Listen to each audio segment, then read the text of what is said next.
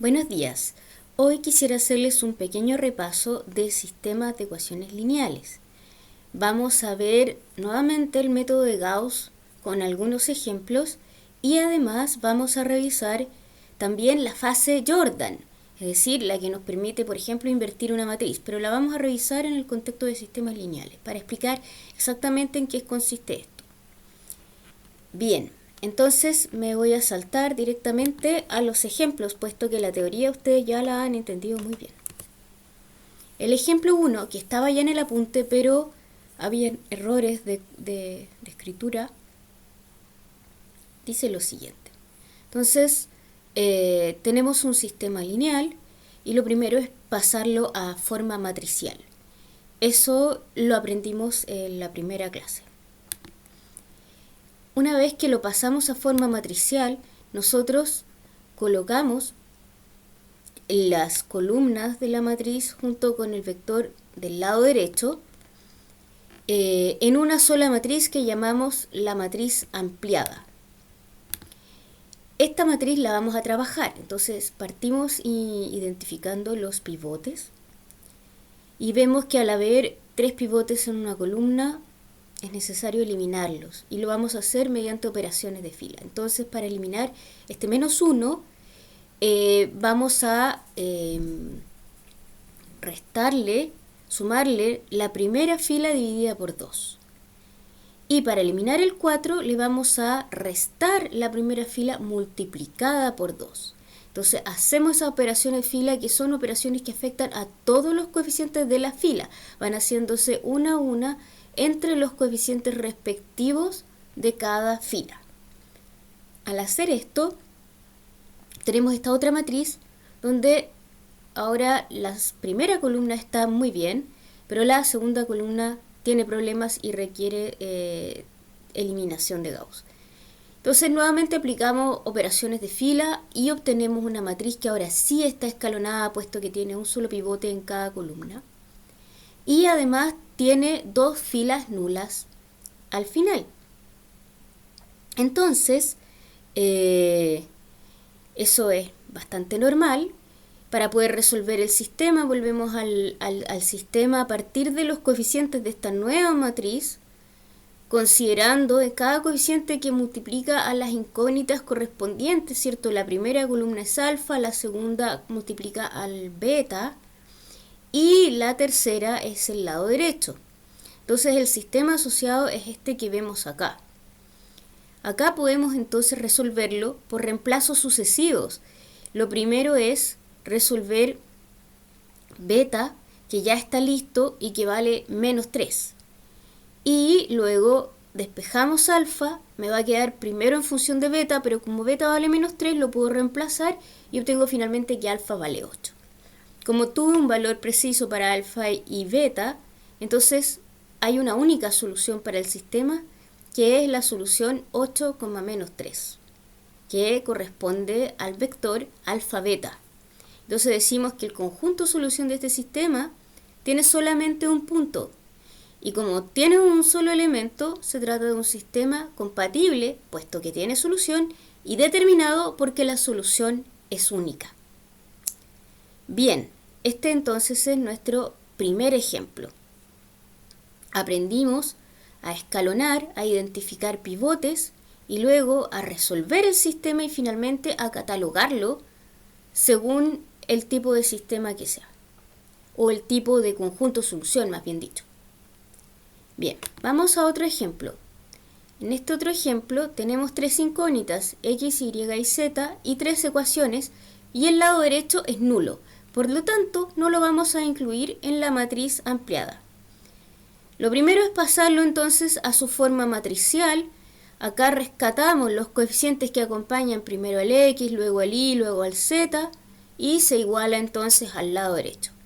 Y pasamos a la matriz ampliada, que en este caso no va a tener el lado derecho porque no tiene sentido acarrear solamente números nulos. O sea, acarrear el 0 en todas partes no tiene sentido. Bien, entonces ahora el método de Gauss Lo vamos aplicando igual que antes, empezamos a eliminar. Es muy importante ser ordenado, partir por la primera columna que tiene problemas y eliminar allí todos los pivotes que tengan problemas.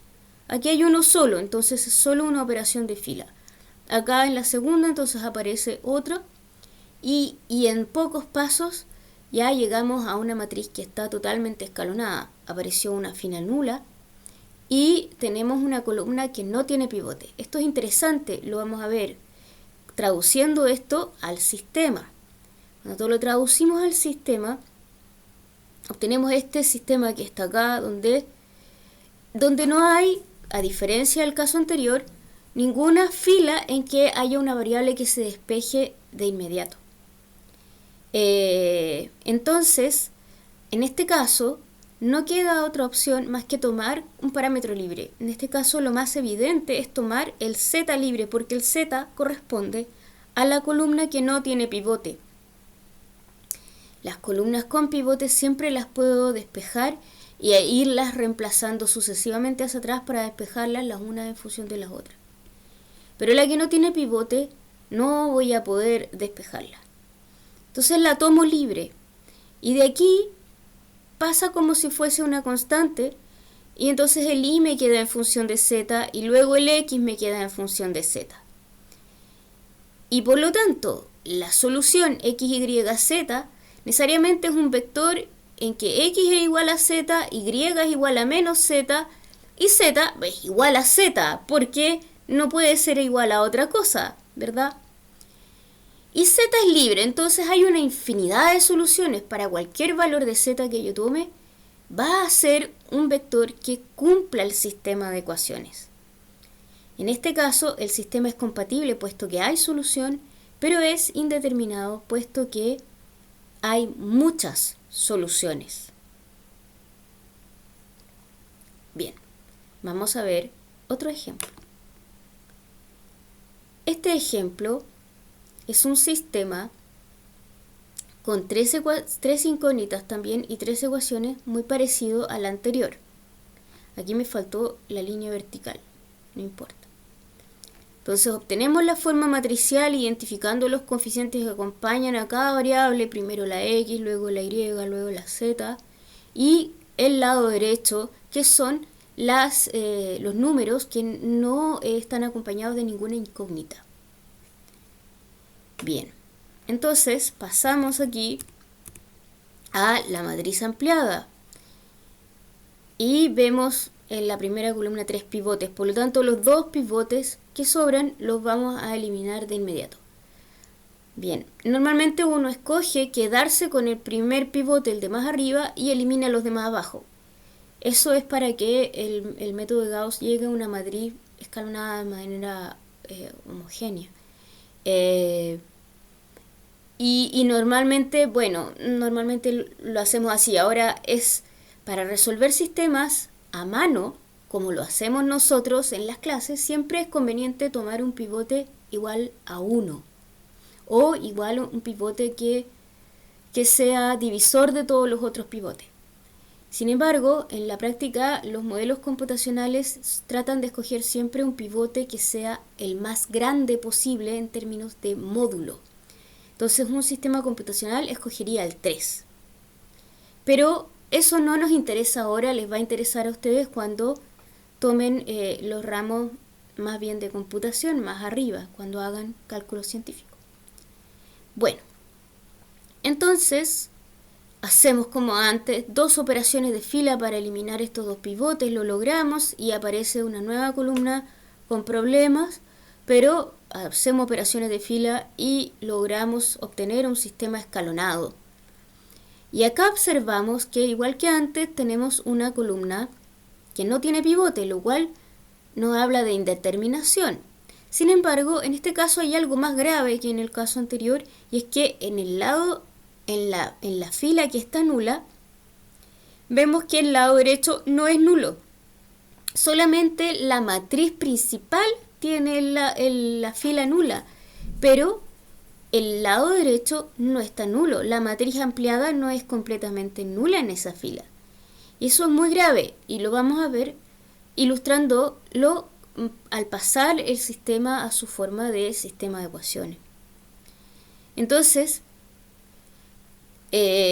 aquí observamos que la última ecuación me queda 0 igual menos 2i. Y esta es una ecuación que no tiene incógnitas.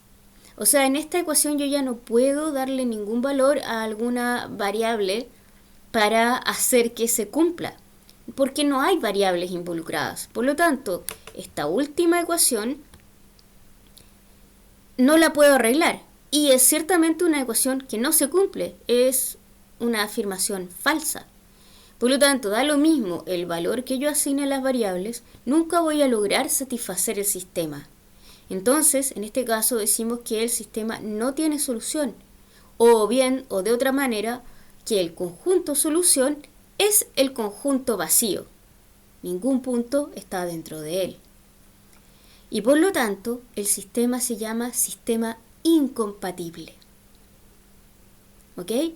Porque es incompatible porque las ecuaciones que se exigían no eran compatibles entre sí, eran ecuaciones contradictorias que le pedían a los vectores algo que ellos no podían cumplir.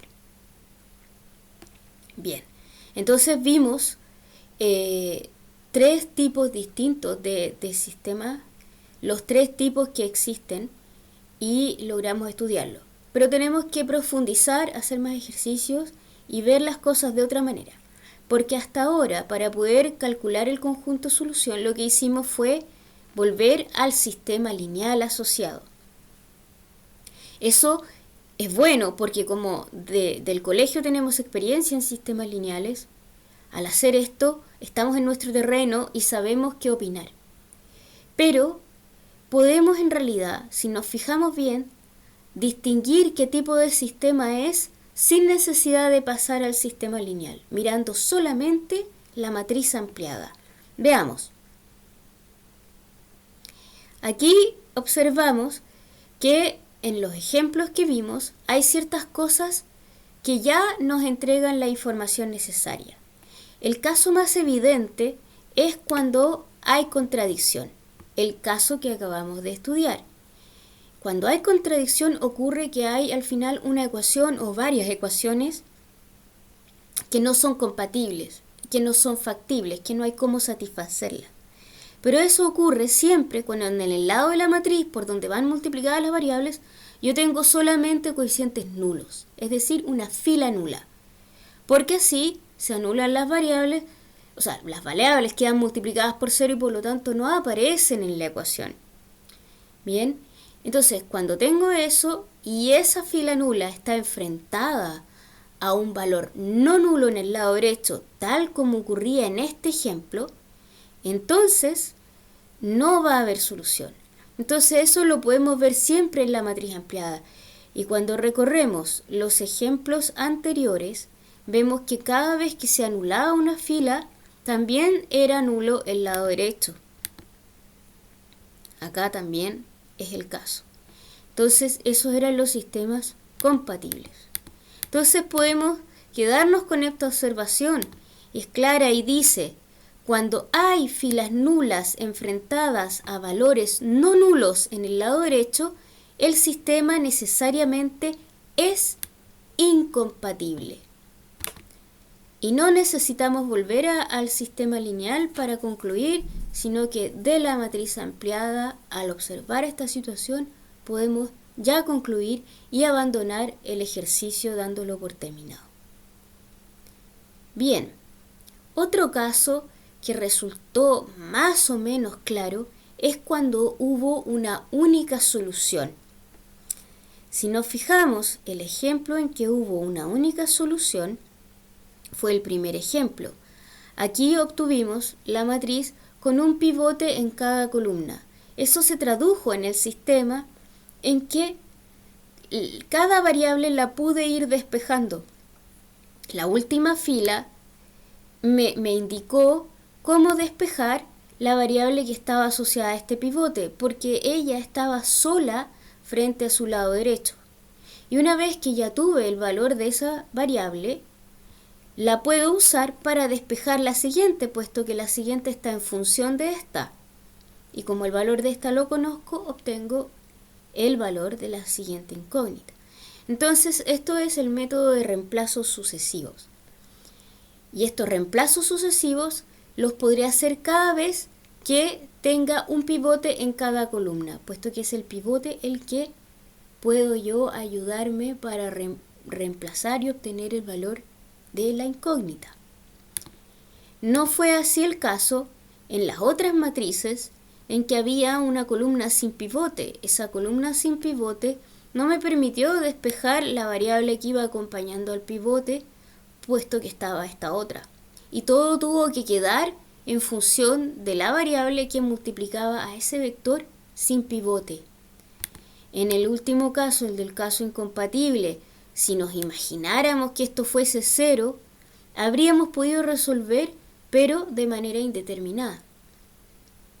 Porque aquí tenemos una columna que no tiene pivote, el mismo caso anterior. Entonces, esto lo observamos acá. Cuando hay columnas sin pivote, entonces van a haber parámetros libres. Dicho de otra manera, cuando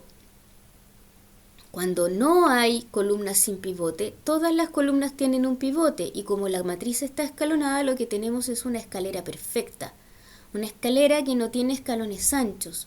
Una escalera que es totalmente regular. Bueno, en ese caso también observamos que el número de incógnitas coincide con el número de filas no nulas. Es decir, para cada fila no nula yo voy a tener un pivote y además para cada columna voy a tener un pivote. Va a haber un pivote en cada columna y un pivote en cada fila no nula. Y es eso lo que me va a permitir despejar el sistema. Por lo tanto, cuando hay tantas incógnitas como filas no nulas, el sistema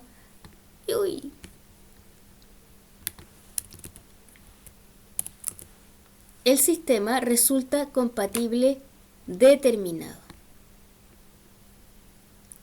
Bueno, para terminar, el caso opuesto a este es cuando sí hay escalones anchos, cuando sí hay columnas que no tienen pivote. En ese caso claramente hay más incógnitas que filas no nulas, puesto que hay tantos pivotes como filas no nulas. Y si hay columnas sin pivote es porque hay más columnas que filas. Como cada columna está asociada a una incógnita, hay más incógnitas que filas. Entonces, cuando hay más incógnitas que filas no nulas, entonces el sistema es compatible indeterminado porque van a aparecer parámetros libres. Y van a aparecer tantos parámetros libres como columnas sin pivote hayan. Cada parámetro libre asociado a una columna sin pivote. Eso lo deducimos de los ejemplos de la experiencia que adquirimos, pero también tiene una justificación teórica que no la quiero ver todavía. Bueno, ahora les quiero enseñar hoy día una cosa extra, un poco para también aclarar el método para invertir matrices, que ustedes en su mayoría lo dominan, y para mostrarles como una distinta visión de estas cosas. El método de Gauss-Jordan consiste en que una vez que ya escalonamos la matriz, vamos a despejar las variables, pero las vamos a despejar dentro de la matriz ampliada, sin necesidad de pasar al sistema. ¿Cómo puede ser eso? Lo mejor es verlo con un ejemplo. Entonces, tomemos el primer sistema en que ya teníamos la matriz escalonada. Entonces ahora, en lugar de ir al sistema, vamos a despejar este 4 que está arriba, que era el que hacía que la variable beta apareciera para que despejara alfa. Entonces lo vamos a anular aquí mismo. Para eso vamos a hacer una operación de fila. A la primera fila le vamos a sumar la segunda fila multiplicada por 4. Pero antes de hacer eso, vamos a hacer una pequeña preparatoria, que es muy buena. Lo primero es observar que aquí estos dos pivotes no son iguales a 1. Entonces vamos a multiplicar cada fila por el inverso del pivote para que quede igual a 1. Entonces la primera fila la multiplicamos por 1/2 y la segunda fila la multiplicamos por -1. Bien, haciendo esto hemos obtenido estas dos nuevas filas. Y ahora sí hacemos lo que decíamos. Vamos a anular este 2 con el 1, para lo cual restamos a la fila 1 la fila 2 multiplicada por 2. Haciendo esto, entonces me queda -3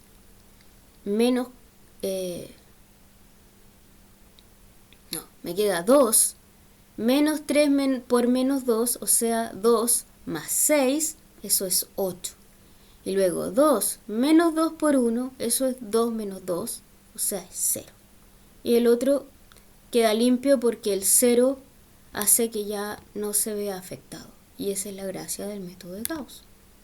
Bien, ahora llegamos entonces a este sistema en que ya cada pivote es un 1 y sobre los pivotes hay solamente ceros.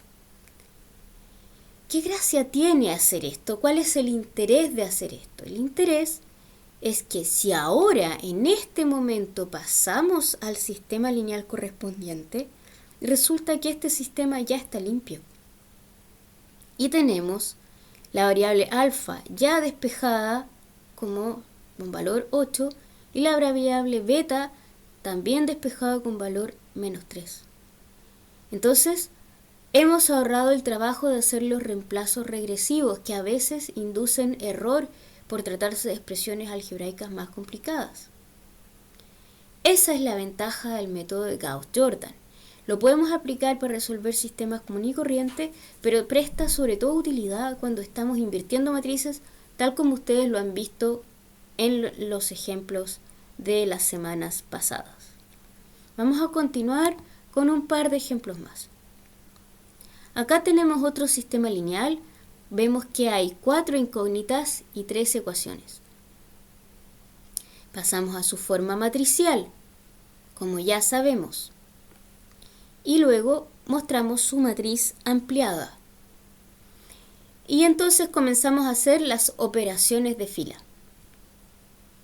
Acá, bueno, los pivotes son el 1 de la primera columna, el 1 de la segunda columna en la segunda fila y el 1 de la tercera fila, primera columna. Entonces, ese 1 es el que queremos eliminar. Lo hacemos restando la primera fila.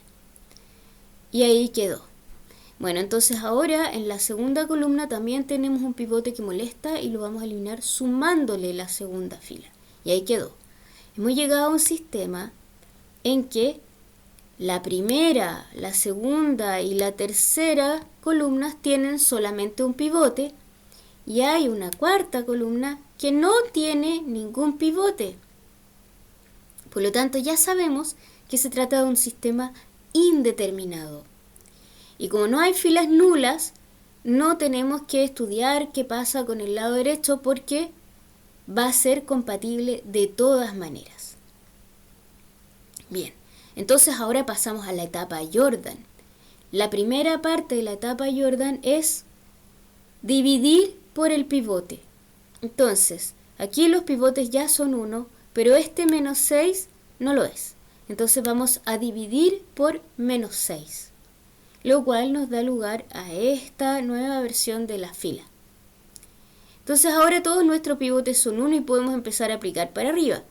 No nos interesa lo que pasa en esta columna, puesto que esta columna no tiene pivote. Lo que nos interesa es lo que pasa en la tercera columna, donde está el pivote 1. Tenemos que anular entonces todo lo que está encima de ella mediante operaciones de fila. Para eso, a la segunda fila le sumamos la tercera multiplicada por 5. Y a la primera fila le restamos la tercera. Hacemos esas dos operaciones y obtenemos entonces los ceros que queríamos. Y algunos de los otros valores han variado. Luego buscamos este otro pivote. Este pivote también tiene algo no nulo encima. Entonces lo vamos a eliminar. A este 1 le vamos a restar este otro 1 para que quede 0. Entonces a la primera fila le restamos la segunda fila. Y lo que obtenemos es esto. Fíjense que acá hemos obtenido algo así como una matriz identidad. Pero está esta columna que era la columna que no tenía pivote y que quedó con números variados y no nos importa, porque esa columna es la que lleva el parámetro y es normal que tenga números variados. Volvamos ahora al sistema. Entonces, en cada ecuación, la variable correspondiente va a quedar sola multiplicada por 1. Y la cuarta columna que correspondía al parámetro t va entonces a quedar multiplicada por t. Entonces, ahora podemos simplemente despejar cada variable por el simple acto de pasar restando lo que acompaña a t, el término que tiene el t. Y entonces me queda que z es igual a menos t, y es igual a 1 menos 6t, x es igual a 1 más 8t. O sea, es simplemente despejar las primeras 3 variables que eran las que estaban asociadas al pivote, a algún pivote. Bien, entonces esta operación muy sencilla ya me entrega las coordenadas del vector. El vector va a tener primera coordenada igual a 1 más 8, segunda coordenada igual a 1 menos 6t, 1 más 8t, 1 menos 6t, luego menos t, y la cuarta coordenada es simplemente t, puesto que t no lo puedo despejar. Y como t puede tomar cualquier valor, esto describe un conjunto infinito y se trata de un sistema compatible determinado. Hemos llegado a la conclusión de lo que les quería ver hoy día. Entonces, no es obligatorio usar el método de Gauss-Jordan. Ustedes pueden solamente ocupar el método de Gauss y luego hacer reemplazos sucesivos en el sistema, si se sienten más seguros. Pero a los que les haya gustado esto que vimos hoy, lo pueden ocupar. Es altamente recomendable. Ahora, mi intención con ver esto era sobre todo clarificar cuál es el sustento de lo que hacemos con las matrices cuando las queremos invertir. En el fondo, lo que buscamos es lograr que sobre cada pivote hayan solo ceros. Ese es el objetivo de la fase Jordan. Bueno, yo le llamo fase Jordan, no es eso tan estándar. Es solamente didáctico.